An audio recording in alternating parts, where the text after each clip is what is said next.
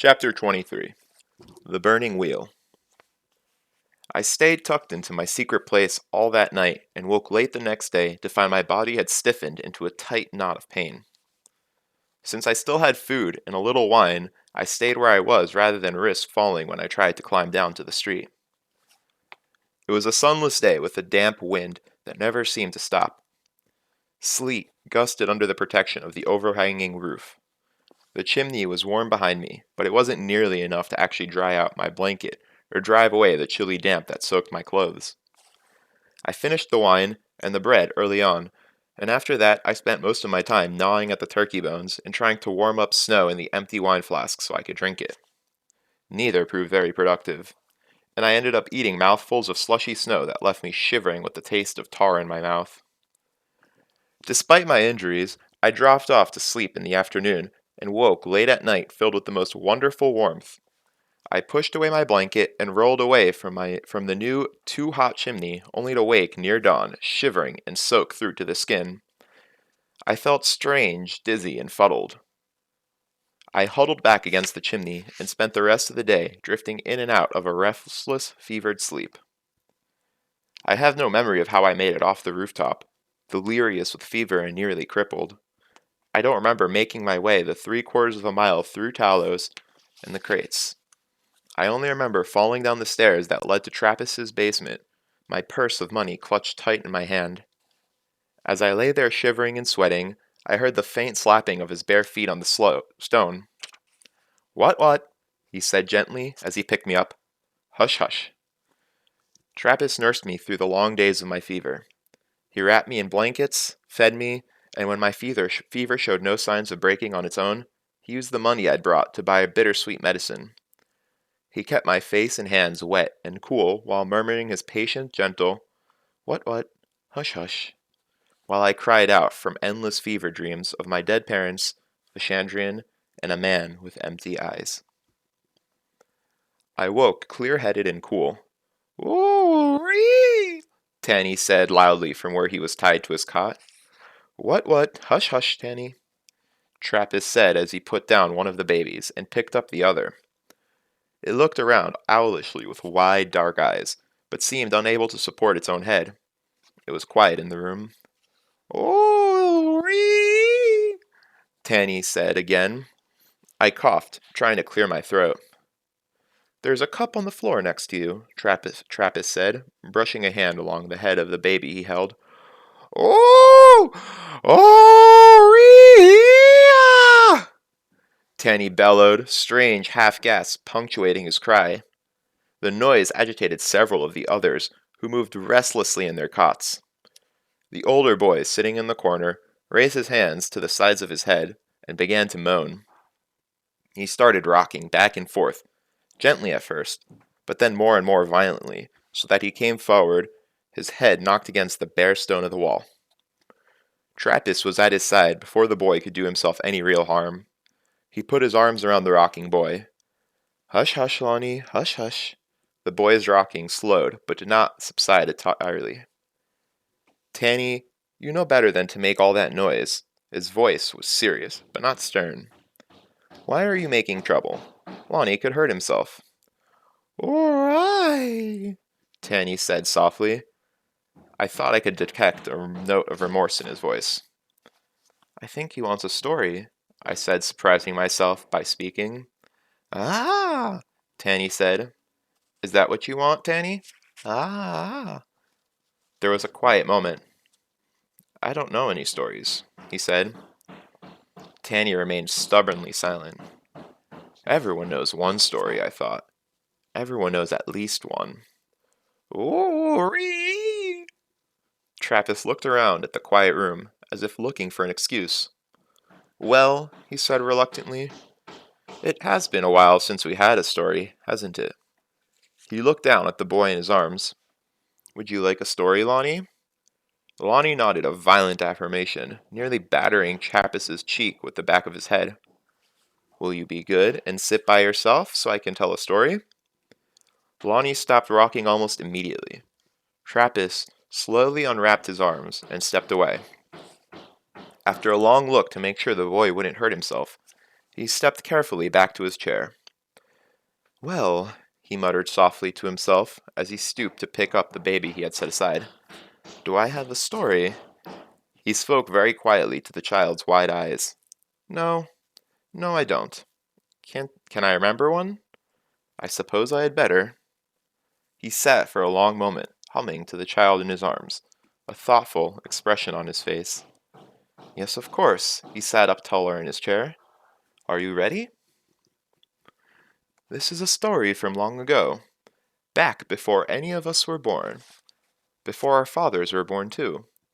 It was a long time ago, maybe 400 years. No, more than that, probably 1,000 years, but maybe not quite as much as that. It was a bad time in the world.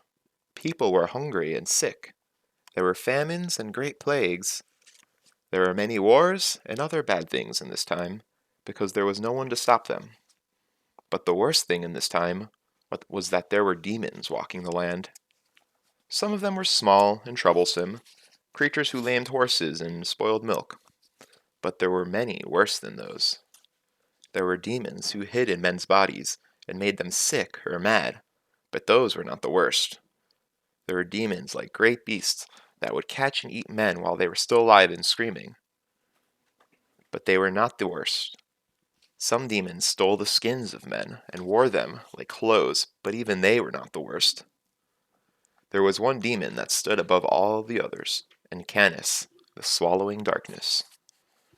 No matter where he walked, shadows hid his face, and scorpions that stung him died of the corruption they had touched. Now Telu, who made the world and who is lord over all, watched the world of men. He saw the demons made sport of us, and killed us and ate our bodies. Some men he saved, but only a few. For Telu is just, and saves only the worthy.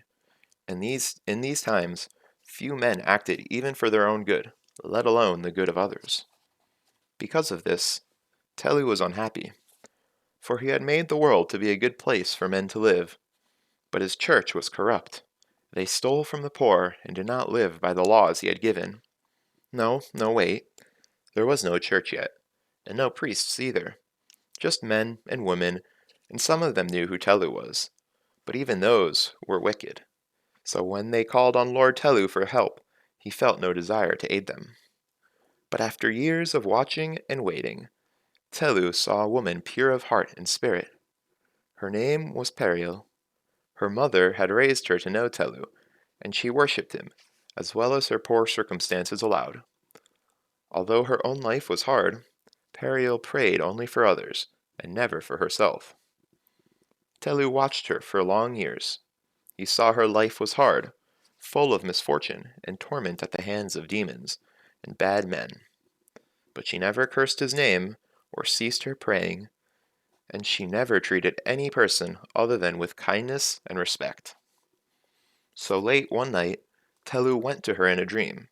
He stood before her and seemed to meet entirely of fire or sunlight. He came to her in splendor and asked her if she knew who he was. Sure enough, she said. You see, she was very calm about it, because she thought she was having an odd dream. You're Lord Telu. He nodded and asked her if she knew why he had come to her. Are you going to do something for my neighbor, Deborah? She asked, because that's who she had prayed for before she went to sleep. Are you going to lay your hand on her husband, Losil, and make him a better man? The way he treats her isn't right. Man should never lay a hand on woman, save in love. Telu knew her neighbors. He knew they were wicked people who had done wicked things. Everyone in the village was wicked but her. Everyone in the world was. He told her so. Deborah has been very kind and good to me, Periel said, and even Losil, who I don't care for, is one of my neighbors all the same. Telu told her that Deborah spent time in many different men's beds, and Losil drank every day of the week, even on morning. No, wait, there wasn't any morning yet. But he drank a lot, at any rate. Sometimes he grew so angry that he beat his wife until she could not stand or even cry aloud. Periel was quiet for a long moment in her dream. She knew Telu spoke the truth, but while Periel was pure of heart, she was not a fool. She had suspected her neighbors of doing the things Telu said. Even now that she knew for certain, she cared for her neighbors all the same. You won't help her?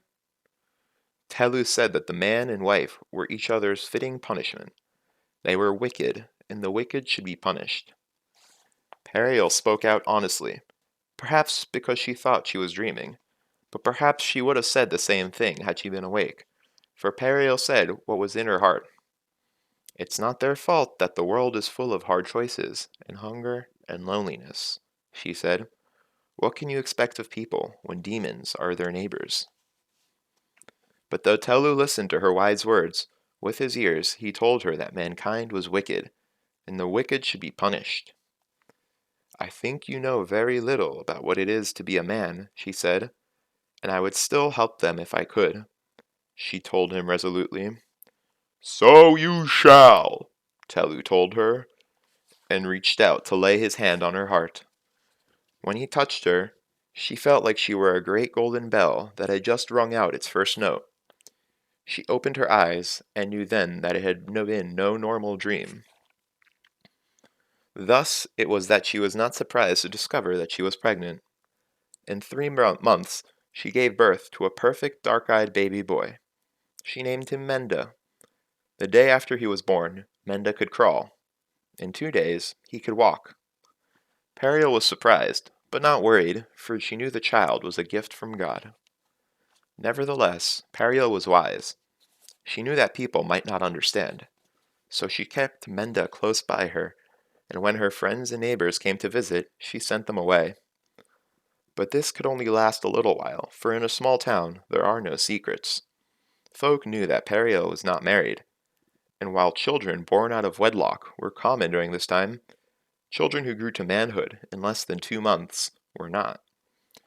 They were afraid that she might have lain down with a demon, and that her child was a demon's child. Such things were not unheard of in those dark times, and the people were afraid. So everyone gathered together on the first day of the 7th span, and made their way to the tiny house where Periel lived by herself with her son. The town smith, whose name was Rengen, led them. "Show us the boy!" he yelled, but there was no response from the house. "Bring out the boy, and show us he is nothing but a human child." The house remained quiet, and though there were many men among them, no one wanted to enter a house that might have a demon's child inside. So the smith cried out again, "Periel, bring out young Menda, or we will burn your house around you." The door opened, and a man stepped out. None of them recognized who it was, because, even though he was only 7 span from the womb, Menda looked to be a young man of 17. He stood proud and tall, with coal black hair and eyes. "I am the one you think is Menda," he said in a voice both powerful and deep. "What do you want of me?" The sound of his voice made Periel gasp inside the cottage.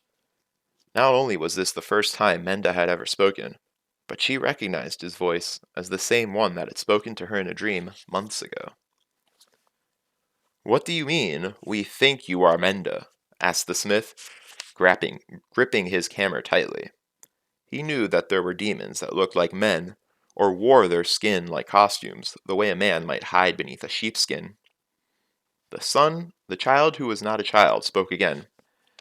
"I am Periel's son, but I am not Menda, and I am not a demon." "Touch the iron of my hammer, then," Rengen said, for he knew all demons fear 2 things, cold iron and clean fire. He held out his heavy forge hammer. It shook in his hands, but no one thought the less of him for it. He who was not Menda stepped forward and laid both hands on the iron of his hammer. Nothing happened. From the doorway of her house where she watched, Periel burst into tears, for though she trusted Telu, some part of her had held a mother's worry for her son. "I am not Menda, though that is what my mother called me. I am Telu, Lord above all. I have come to free you from demons and the wickedness of your own hearts. I am Telu, son of myself. Let the wicked hear my voice and tremble." And they did tremble, but some of them refused to believe. They called him a demon and threatened him. They spoke hard, frightened words. Some threw stones and cursed him and spat toward him and his mother. Then Telu grew angry, and he might have slain them all, but Periel leaped forward and laid a restraining hand on his shoulder. "What more can you expect?" she asked him quietly. "For men who live with demons for their neighbors. Even the best dog will bite that has been kicked enough." Telu considered her words and saw that she was wise. So he looked over his hands at Rengen, looked deep into his heart, and said, "Rengen, son of Engen, you have a mistress whom you pay to lie with. Some men come to you for work, and you cheat or steal from them. And though you pray loudly, you do not believe I, Telu, made the world, and watch over all who live here." When Rengen heard this, he grew pale and dropped his hammer to the ground. For what Telu said to him was true. Telu looked at all the men and women there. He looked into their hearts and spoke of what he saw. All of them were wicked, so much that Rengen was among the best of them. Then Telu drew a line in the dirt of the road so that it lay between himself and all those who had come. "This road is like the meandering course of a life. There are two paths to take, side by side. Each of you are traveling that side. You must choose. Stay on your own path, or cross to mine." "But the road is the same, isn't it? It still goes to the same place," someone asked. "Yes." "Where does the road lead?" "Death. All lives end in death, except one. Such is the way of things." "Then what does it matter which side a man is on?" It was Rengen asking these questions. He was a large man, one of the few that was taller than dark-eyed Telu. But he was shaken by all that he had seen and heard in the past few hours. "What is on our side of the road?" "Pain," Telu said in a voice as hard and cold as stone. "Punishment." "And your side now?" "Pain now," Telu said in the same voice. "Punishment now. For all that you have done. It cannot be avoided. But I am here too. This is my path." "How do I cross?" "Regret, repent, and cross to me." Rengen stepped over the line to stand beside his god. Then Telu bent to pick up the hammer that the smith had dropped. But instead of giving it back, he struck Rengen with it as if it were a lash. Once, twice, thrice, and the third blow sent Rengen to his knees, sobbing and crying out in pain. But after the third blow, Telu laid this hammer aside and knelt to look at Rengen in the face.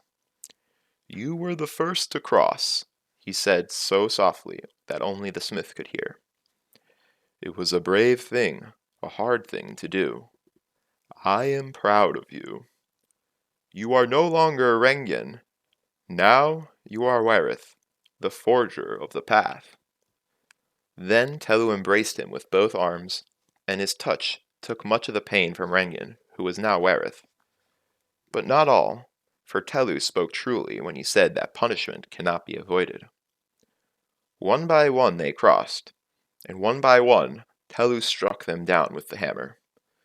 But after each man or woman fell, Telu knelt and spoke to them, giving them new names and healing some of their hurt.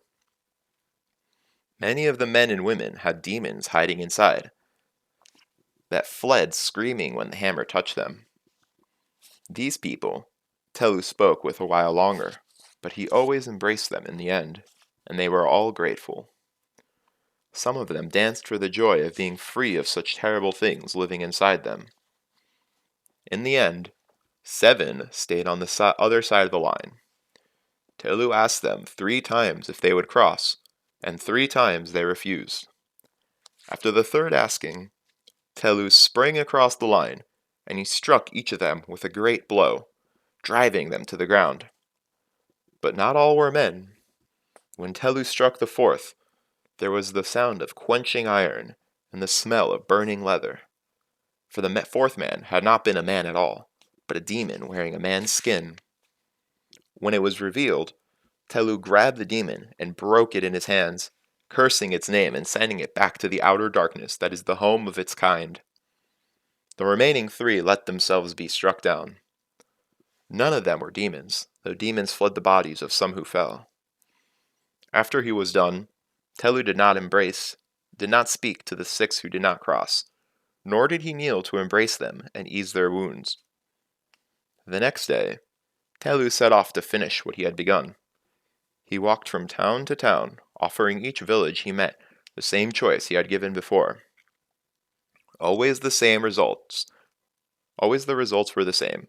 Some crossed, some stayed, some were not men at all but demons, and those he destroyed.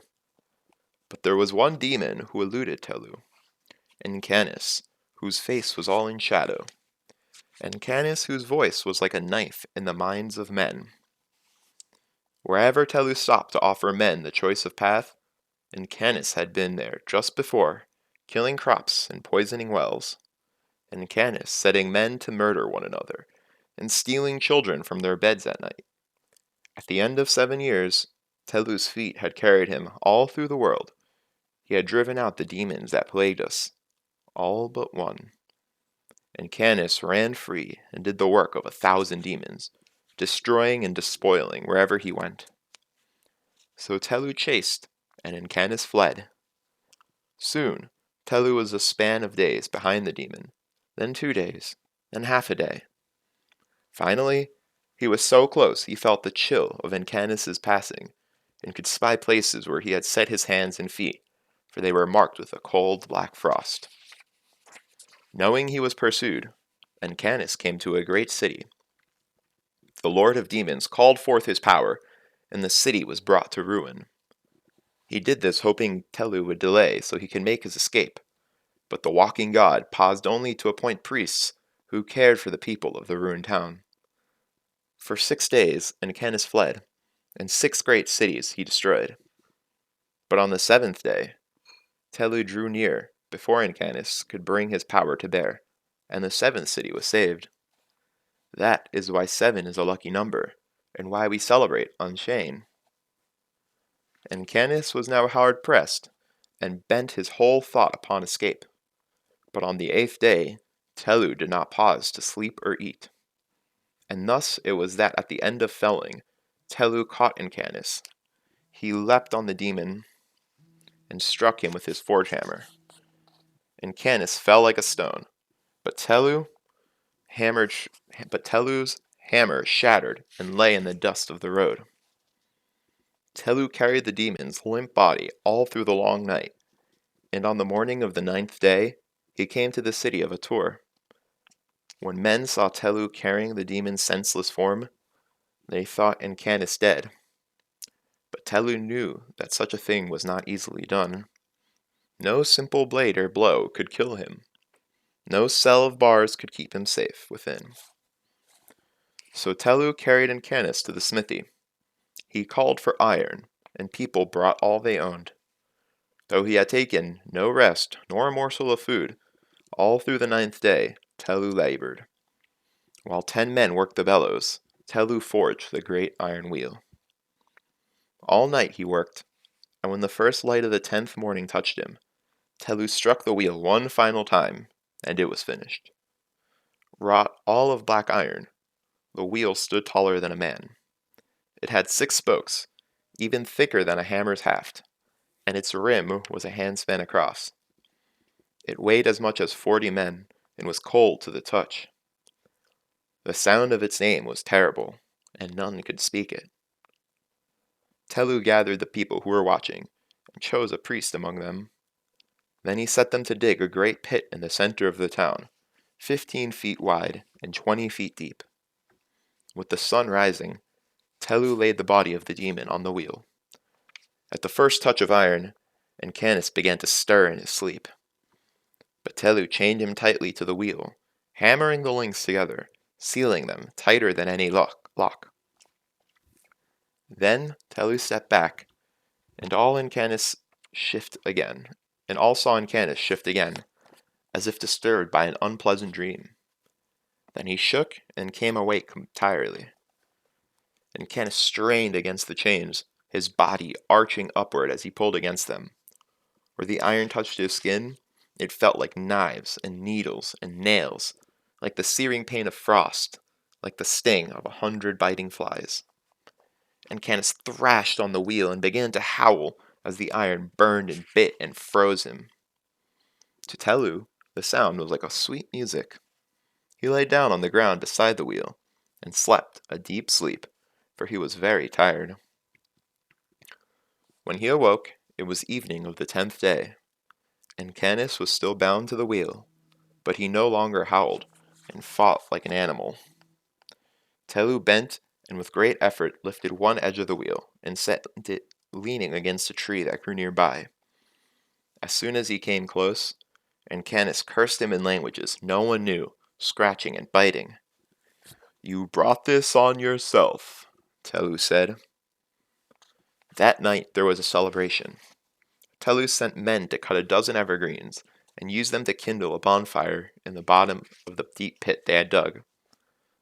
All night the townsfolk danced and sang around the burning fire. They knew the last and most dangerous of the world's demons was finally caught. And all night Canis hung from his wheel and watched them, motionless as a snake. When the morning of the 11th day came, Telu went to Canis a third and final time. The demon looked worn and feral. His skin was sallow and his bones pressed tight against his skin. But his power still lay around him like a dark mantle, hiding his face in shadow. "Canis," Telu said, "this is your last chance to speak.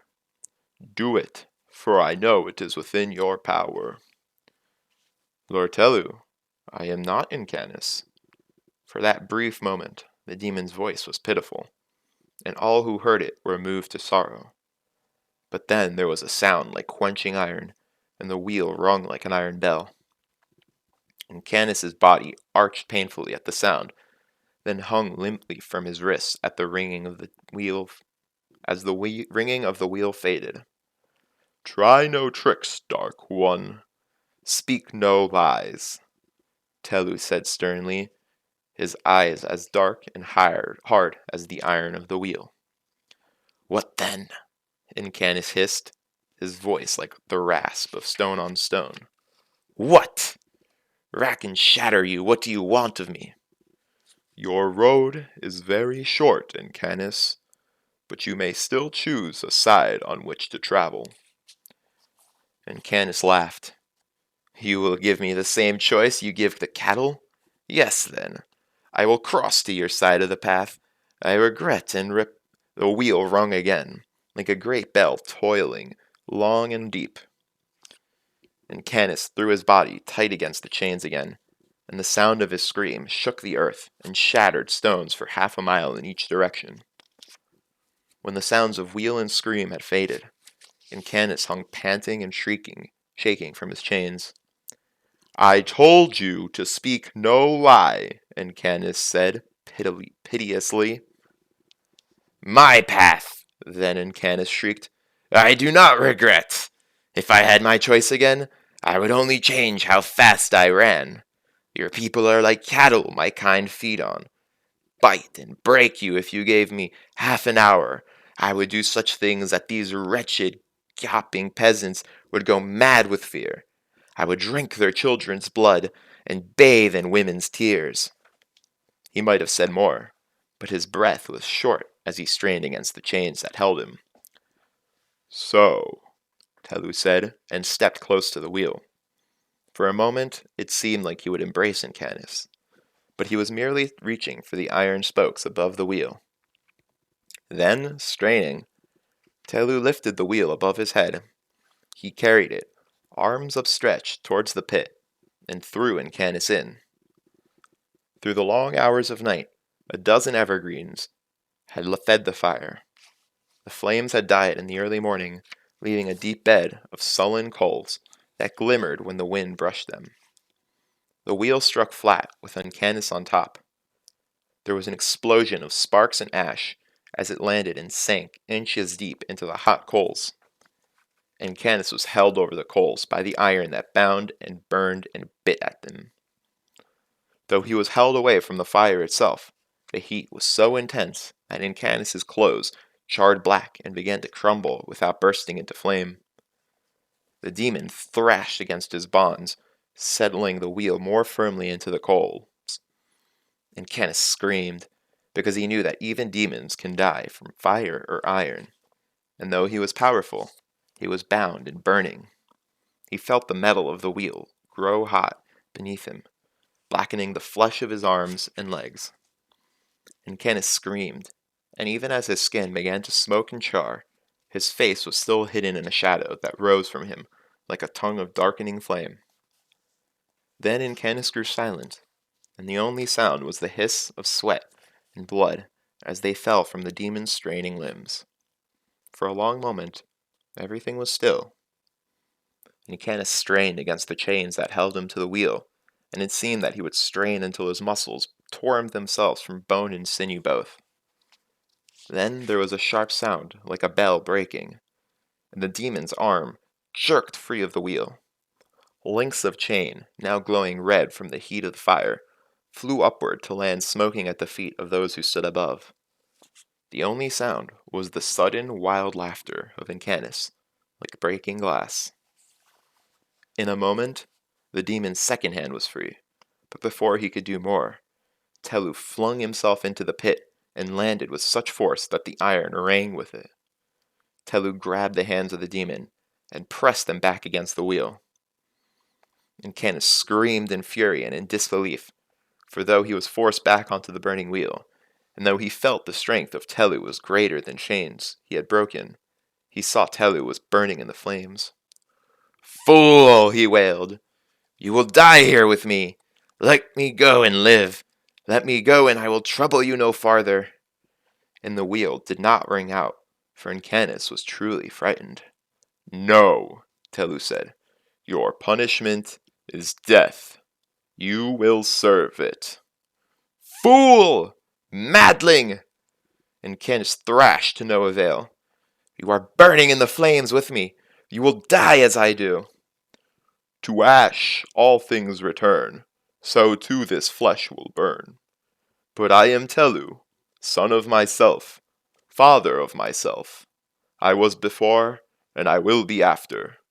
If I am a sacrifice, then it is to myself alone. And if I am needed and called in the proper ways, then I will come again to judge and punish." So Telu held him to the burning wheel, and none of the demon's threats or screaming moved him the least part of an inch. So it was that Canis passed from the world, and with him went Telu, who was Menda. Both of them burned to ash in the pit in Atur. That is why the Telan priests wear robes of ashen gray, and that is how we know Telu cares for us, and watches us, and keeps us safe from. Trappist broke off his story, as Jaspin began to hollow and thrash against his restraints. I slid softly back into unconsciousness as soon as I no longer had the story to hold my attention. After that, I began to harbor a suspicion that never entirely left me. Was Trappist a Telan priest? His robe was tattered and dirty, but it might have been the proper gray long ago. Parts of his story had been awkward and stumbling, but there were some stately and grand, as if it had been reciting them from some half-forgotten memory. Of sermons? Of his readings from the Book of the Path? I never asked, and though I stopped by his basement frequently in the months that followed, I never heard Trappist tell another story again.